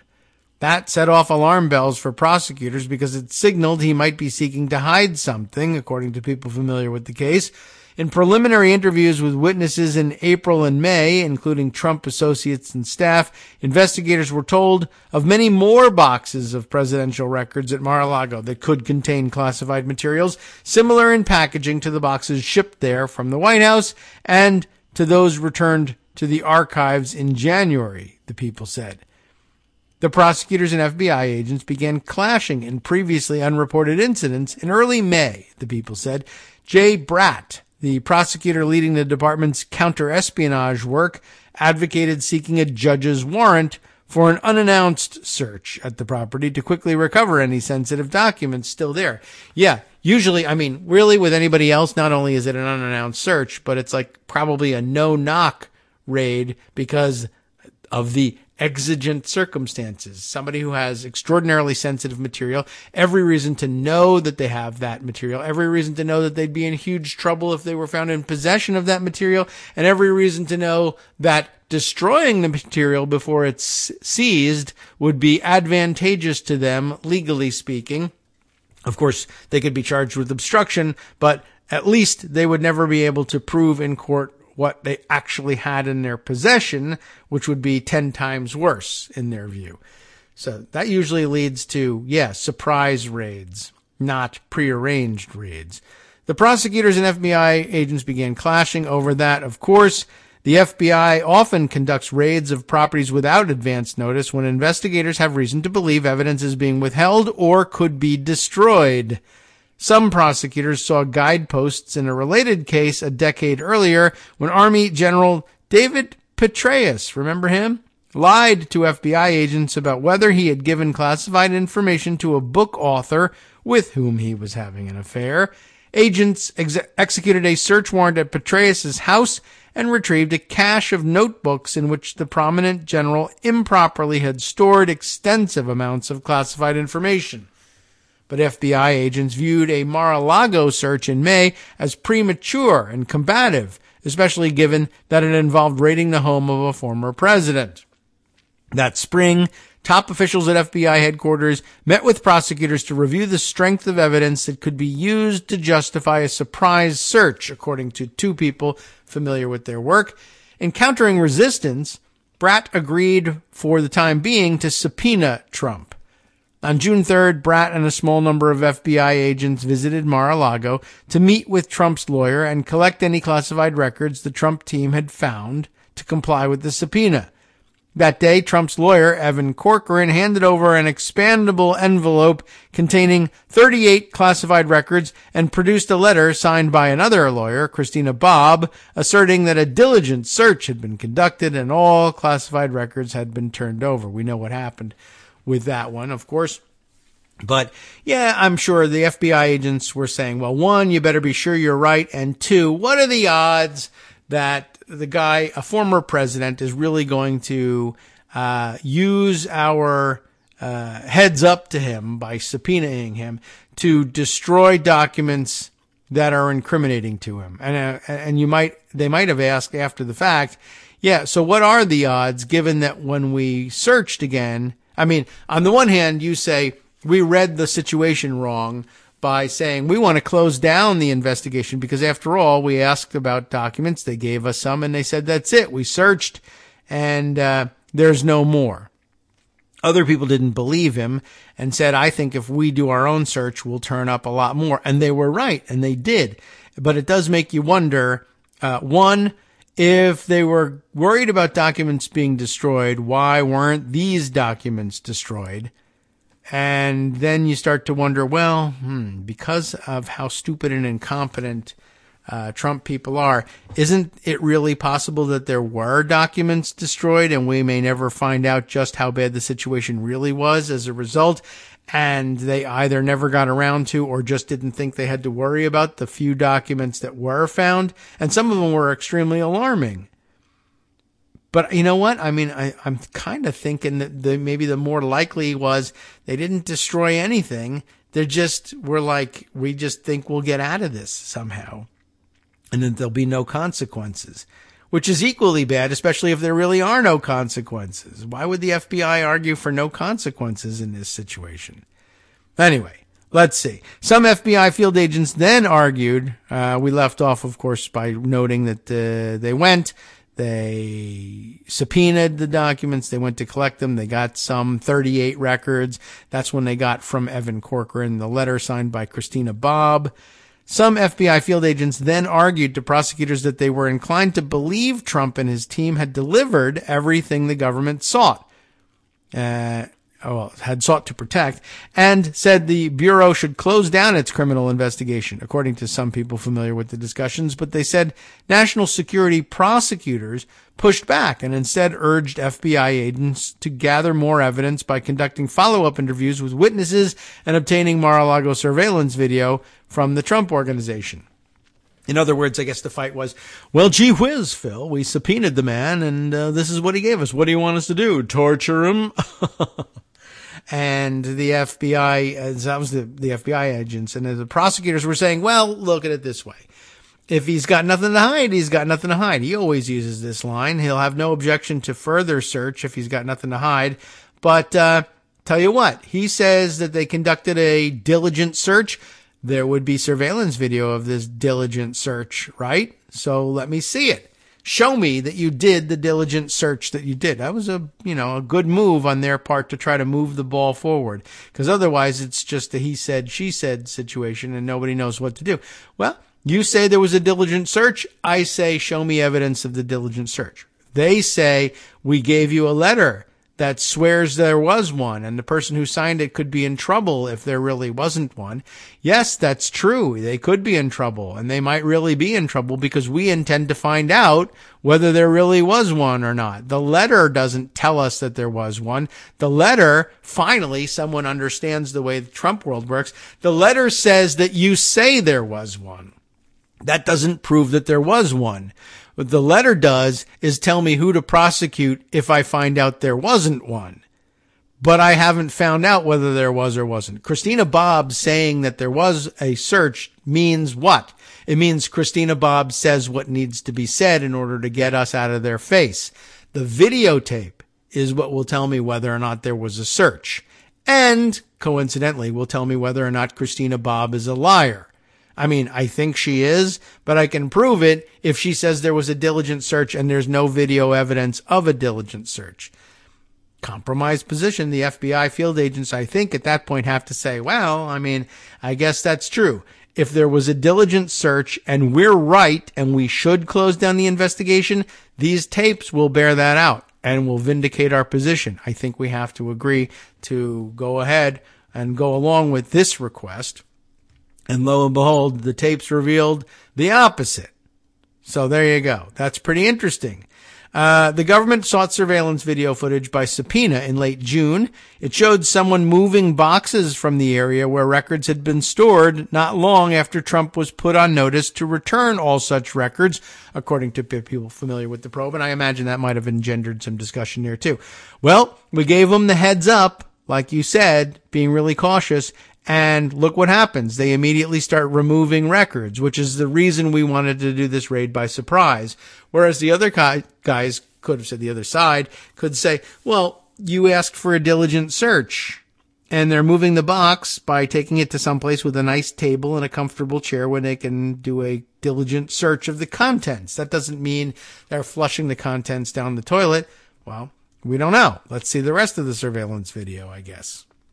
Anyway, the government sought the surveillance video footage. They showed people moving boxes not long after they were put on notice. That evidence suggested that it was likely that more classified records remained at Mar-a-Lago, despite the claim of Trump's lawyers. I mean, even if it's not evidence of them flushing stuff down the toilet, it's still, well, they say we did a thorough search. I would like to see both the video surveillance for before they said that and after, and see whether, one, there was evidence of a search beforehand, and if not, is this the search taking place now, and is it a frantic search like, oh crap, we promised we already did this, or is it a flush down the toilet party? What's happening here? All right, that evidence suggested there were likely more classified records at Mar-a-Lago. It also painted for both sides a far more worrisome picture, one that would soon build the legal justification for the August raid. By mid-July, the prosecutors were eager for the FBI to scour the premises of Mar-a-Lago. They argued that the probable cause for a search warrant was more than solid, and the likelihood of finding classified records and evidence of obstruction was high, according to the four people. But the prosecutors learned FBI agents were still loath to conduct a surprise search. They also heard from top FBI officials that some agents were simply afraid. This is the part that grabbed the raw story, folks. They worried taking aggressive steps investigating Trump could blemish or even end their careers, according to some people with knowledge of the discussions. I guess they could. Two different worries here, or maybe simultaneous worries. If Trump wins the presidency again in 2024, their careers would almost certainly be destroyed. But even without that happening, if, say, Republicans were to capture the House and start an investigation of the investigators, their careers could be destroyed. Or they perhaps just thought that bureaucratic infighting, even without Republican politicians driving the investigations, if it turns out that they were wrong, they could be in real trouble. But of course, what about the other way? Like, why shouldn't they be afraid? If you advocated for closing down the investigation, and it actually turned out not only was there no call for closing down the investigation, but that there was a lot worse stuff yet to be found, maybe you should fear for your career. I mean, somebody ought to in all of this, don't you think? So, they worried that taking aggressive steps investigating Trump could blemish or even end their careers. One official dubbed it the hangover of Crossfire Hurricane, a reference to the FBI investigation of Russia's interference in the 2016 presidential election and possible connections to the Trump campaign. As president, Trump repeatedly targeted some FBI officials involved in the Russia case. But they were right, those guys. Against that backdrop, Bratt and another senior national security prosecutors, including Assistant Attorney General Matt Olson and George Toscas, a top counterintelligence official, met about a week before the August 8th raid with FBI agents on their turf inside an FBI conference room. The prosecutors brought with them a draft search warrant and argued that the FBI had no other choice but to search Mar-a-Lago as soon as practically possible, according to people with knowledge of the meeting. Prosecutors said the search was the only safe way to recover an untold number of sensitive government records that witnesses had said were still on the property. Stephen M. Antuono, Stephen D'Antuono. There we go. An Italian surname. Not one I've seen before, by the way. That's a new one on me. Then the head of the FBI Washington field office, which was running the investigation, was adamant the FBI should not do a surprise search, according to the People. Let's see why.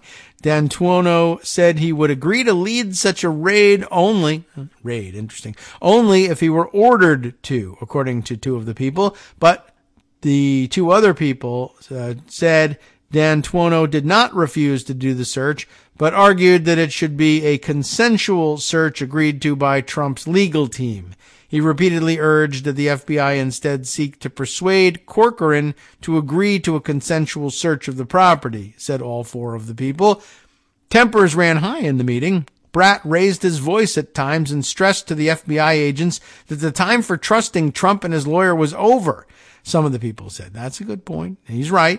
He reminded them of the new footage suggesting Trump or his aides could be concealing classified records at the Florida club. D'Antuono and some of his fellow FBI officials complained how bad it would look for agents with FBI emblazoned on their jackets to invade a former president's home. But it is a particular former president's home, and the club is, Moss Isley on earth, and it wouldn't look bad. It would look actually pretty smart. But okay, I get you're concerned. And guess what? You don't have to wear the FBI jackets. Okay, now go. The FBI's top counterintelligence official, Alan E. Kohler Jr., then asked senior FBI agents to consider how bad it would look if the FBI chose not to act and government secrets were hidden at Mar-a-Lago, the People said. That is a good point. I always wonder whether good points are being made at these meetings. D'Antuono also questioned why the search would target presidential records as well as classified records, particularly because the May subpoena had only sought the latter. I guess that's a good point. Things that are not necessarily classified, but that are covered by the Presidential Records Act, should be recovered. But if you only ask them to search for classified information and not presidential records, is that unfair in some way? We are not the presidential records police, D'Antuono said, according to people familiar with the exchange. Well, yeah, to some extent you are. I mean, who else would enforce the federal law here if not the FBI? But okay, maybe that division isn't the Presidential Records Police. Later, D'Antuono asked if Trump was officially the subject of the criminal investigation. What does that matter? Bratt replied, according to the People. Bratt said the most important fact was that highly sensitive government records probably remained at Mar-a-Lago and could be destroyed or spirited away if the FBI did not recover them soon. Yeah. FBI agents on the case worried the prosecutors were being overly aggressive. They found it worrisome, too, that Bratt did not seem to think it mattered whether Trump was the official subject of the probe. They feared any of these features might not stand up to scrutiny if an inspector general or congressional committee chose to retrace investigators' steps, according to the People. Jason Jones, the FBI's general counsel, who is considered a confidant of FBI Director Christopher Wray, agreed the team had sufficient probable cause to justify a search warrant. D'Antuono agreed too, but said they should still try to persuade Corcoran to let them search without a warrant, the People said. The disagreement over seeking Corcoran's consent centered partly on how each side viewed the Trump lawyer. The prosecutors, as well as some officials at FBI headquarters, were highly suspicious of him and feared that appealing to Corcoran risked that word would spread through Trump's circle, giving the former president or his associates time to hide or destroy evidence, according to people familiar with the internal debate. Some FBI agents, on the other hand, had more trust in Corcoran, a former federal prosecutor who had recently returned to practicing law and represented Stephen K. G.B. Bannon, a former Trump advisor, against criminal contempt charges. The agents drafted a possible script they could use to pitch to Trump's lawyer on a consensual search. D'Antuono's team said they could keep surveillance on Mar-a-Lago and act quickly if they saw any scramble to move the evidence. The prosecutors refused, saying it was too risky, the People said. In the meeting, some attendees viewed Toscas, a Justice Department veteran who had worked with the FBI through the Crossfire Hurricane and Clinton email investigations, as a prosecutor whose words would carry special weight with the FBI agents. He told D'Antuono he had shared the agent's skepticism, but was now swayed that the evidence was too strong not to get a search warrant, according to people familiar with the discussion. "George, that's great, but you haven't swayed me," D'Antuono replied. Jones, the FBI general counsel, said he planned to recommend to Deputy FBI Director Paul Abate that the FBI seek a warrant for the search, the people said. D'Antuono replied that he would recommend that they not.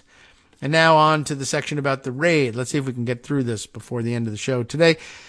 Prosecutors appeared unwilling to wait and debate further, according to people familiar with the discussions. Olson, the Assistant Attorney General for National Security, appealed to senior officials in FBI headquarters to push their agents to conduct that raid. Abate handed down his instructions a day later. The Washington field office, led by D'Antuono, would execute the surprise search. On August 5th, FBI agents quietly sought and received approval from a federal magistrate judge in Florida to search Mar-a-Lago for documents. The search was planned for the following Monday, August 8th. Prosecutors remained somewhat on guard until the day of the raid, as they continued to hear rumblings of dissent from the Washington field office, according to 3 people familiar with the case, down to 3 people now from 4. Some of the people said prosecutors heard some FBI agents wanted to call Corcoran once they arrived at Mar-a-Lago and wait for him to fly down to join them in the search. Prosecutors said that would not work. Just days before the scheduled search, prosecutors got a request from FBI headquarters to put off the search for another day. According to people familiar with the matter, the FBI told prosecutors the Bureau planned to announce big news that week, charges against an Iranian for plotting to assassinate former National Security Advisor John Bolton, and did not want the impact of that case to be overshadowed or complicated by media coverage of the Mar-a-Lago raid. Well, the president is a spy, and it's going to overshadow things. Sorry. It is common for the Justice Department and FBI to fine-tune the timing of certain actions or announcements to avoid one law enforcement priority competing with another. But prosecutors, fatigued by months of fighting with agents in the FBI's field office, wanted no delay, no matter the reason, the people said. The search would proceed as scheduled. FBI agents found ways to make the search less confrontational than it otherwise could have been, according to people familiar with the investigation. The search would have taken place when Trump was in New York, or would take place, and did, when Trump was in New York and not in Palm Beach. The Secret Service would receive a heads up a few hours before FBI agents arrived to avoid any law enforcement conflict, and agents would wear white polo shirts and khakis to cut a lower profile than if they wore traditional blue jackets with FBI insignias. On August 8th, FBI agents scoured Trump's residence, office, and storage areas and left with more than 100 classified documents, 18 of them top secret. Prosecutors claimed vindication in the trove of bright color-coded folders that agents recovered. Some documents were classified at such a restricted level that seasoned national security investigators lacked the proper authorization to look at them, leading to consternation on the prosecution team. They involved highly restricted special access programs that require cabinet-level sign-off even for officials with top-secret clearances to review. The documents described Iran's missile program and records related to highly sensitive intelligence aimed at China, the Washington Post previously had reported. In late fall, Bratt and his team began sketching out the evidence that potentially pointed to Trump's obstruction, with an expectation that the prosecutors together would soon make a recommendation on whether to charge the former president, according to people familiar with the case. Bratt's team began to button up witness accounts and stress test factual evidence against the law. Meanwhile, in late October, amid news reports that Trump was looking to soon announce another bid for the presidency, Garland told aides he was seriously contemplating appointing a special counsel to take over the investigation, as well as a separate criminal probe looking at Trump and his allies' efforts to overturn the results of the 2020 election, a rare procedure designed to ensure public faith and fair investigations. On November 15th, Trump took the stage at the Mar-a-Lago ballroom at the same property where FBI agents had searched 3 months earlier and announced that he would run for president again in 2024.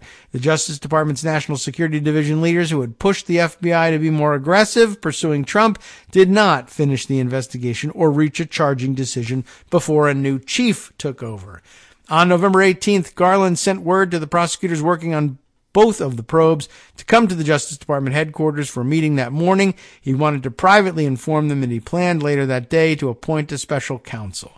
Garland told them they could choose their next steps, but he hoped they would join the special counsel's team for the good of the two investigations, people familiar with the conversation said. And now wrapping up, just after 2 p.m., Garland stood before the cameras to announce that he had appointed Smith to take over the investigation. Flanked by 3 of his top deputies, Garland said the Justice Department had the integrity to continue the investigations fairly, but that turning them over to an outside prosecutor was the right thing to do.